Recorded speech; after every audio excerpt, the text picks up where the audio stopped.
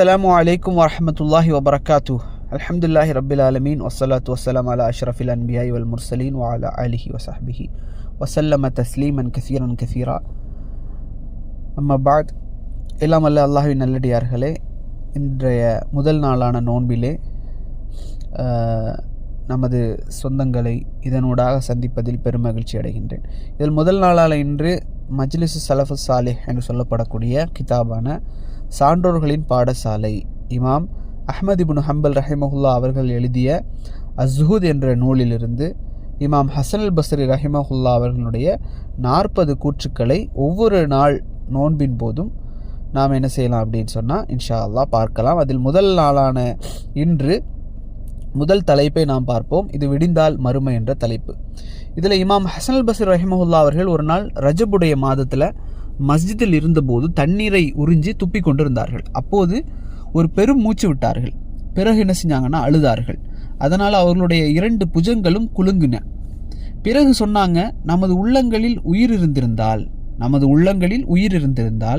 நமது உள்ளங்களில் சீர்திருத்தமும் இருந்திருந்தால் ஒரு இரவை உங்களுக்கு நான் நினைவுபடுத்தி உங்களை நான் அள வைத்திருப்பேன் அப்படின்னு சொல்றாங்க. 2வது சொல்றாங்க, அந்த நாளினுடைய விடிகாலை மறுமை நாளாகும். நிச்சயமாக அது விடிந்தால் மறுமை நாளாக அமைகின்ற அந்த ஒரு இரவு, அந்த மறுமை நாளை விட அதிகமாக மறைவிடங்கள் வெளிப்படுகின்ற, கண்கள் அழுகின்ற ஒரு நாளை படைப்பினங்கள் கேள்வி கூட பட்டிருக்க மாட்டார்கள் அப்படின்னு சொல்றாங்க. இதனுடைய கருத்து என்னன்னா, இமாம் அவர்கள் அதிகமாக மறுமையை பயப்படக்கூடியவர்களாக, அதை அதிகம் நினைவு கூர்பவர்களாக, அதை பற்றி மக்களை அதிகம் எச்சரிப்பவர்களாக இருந்தார்கள். இதுதான் உண்மையான மார்க்க அறிஞர் செய்ய வேண்டிய கடமையும் நல்ல கல்விமான்களுடைய அடையாளமாகவும் இருக்கிறது. நல்ல கல்விமான்கள் நபிமார்களுடைய வாரிசுகள். நபிமார்கள் மக்களுக்கு மறுமையை பற்றித்தான் எச்சரித்தார்கள். மாறி மாறி வரக்கூடிய துன்யாவை பற்றி அவர்கள் கவலைப்பட்டதும் இல்லை, மக்களை பயமுறுத்தியதும் இல்லை. மறுமையின் பயம் என்பது உள்ளங்களில் வர வேண்டும் என்றால் உள்ளம் என்பது சுத்தமாக இருக்கணும். உள்ளத்தில் இறை நம்பிக்கை என்ற உயிரும் இறையச்சம் என்ற சீர்திருத்தமும் இருந்தால்தான் நல்லுபதேசம் பயனளிக்கும். இல்லை என்றால் பாறையில் பெய்யக்கூடிய மழையை போன்று தான் நல்லுபதேசம் பயனற்று போகும். அந்த மறுமையில் மக்கள் ஆடை இல்லாமல் எழுப்பப்படுவார்கள். அங்கு அழுவதை போன்று வேறு எங்கும் அழுதிருக்க மாட்டார்கள். அங்கு மக்கள் அழுகின்ற அழுகையின் கண்ணீரில் கப்பலே மிதக்கும், அந்த அளவு அழுவார்கள். ஒவ்வொரு நாளும் இரவில் தூங்கும் போதும் அன்று விடிந்தால் மறுமை நிகழ்ந்து விடுமோ என்ற பயத்தில் தான் ஒரு முஃமின் இருக்க வேண்டும். ஒருவருக்கு ஏற்படக்கூடிய மரணமும் அவருக்கு ஒரு மறுமைதான். ஒருவன் மரணித்து விட்டால் அவனுடைய மறுமை அவனுக்கு நிகழ்ந்துவிடும். அவனுடைய சொர்க்கம் நரகம் அவனுக்கு காண்பிக்கப்பட்டு விடும். அவனுடைய செயல்கள் பற்றி அவனிடத்தில் விசாரணை செய்யப்படும். அல்லாஹ் நம் அனைவரையும் மறுமையினுடைய துன்பங்களிலிருந்தும் துயரங்களிலிருந்தும் கபரினுடைய வேதனைகளிலிருந்தும் அல்லாஹ் நம்மளை பாதுகாப்பானாக. அழக்கூடிய கண்கள் மறுமையை நினைத்து அழட்டும், தனது பாவங்களை நினைத்து அழட்டும். அல்லாஹ்விற்கு முன் நிற்கின்ற அந்த நாளில் திடுக்கத்தை நினைத்து அழட்டும்.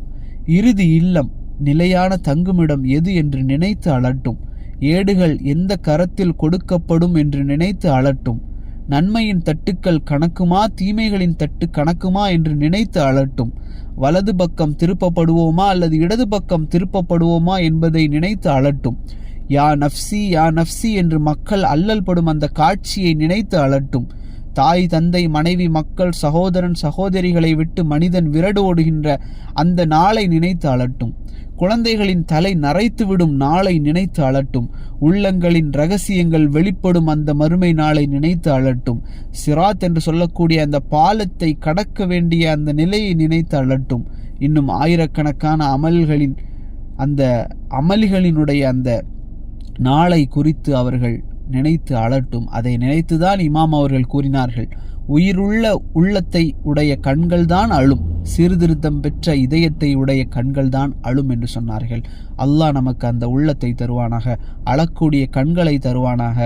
இந்த ரமலானுடைய மாதத்திலே உள்ளம் உருகுவதை விட்டும், உள்ளம் உருகி அல்லாஹ்விடத்திலே கேட்பதை விட்டு, உள்ளம் இருகல் ஆகுவதை விட்டும், கண்கள் அழாமல் இருப்பதை விட்டும் அல்லாஹ் நம்மை பாதுகாப்பானாக. வாஹிர தவானா அனில் ஹம்துலில்லாஹி ரப்பில் ஆலமீன். அஸ்ஸலாமு அலைக்கும் வரஹ்மத்துல்லாஹி வபரகாத்துஹு.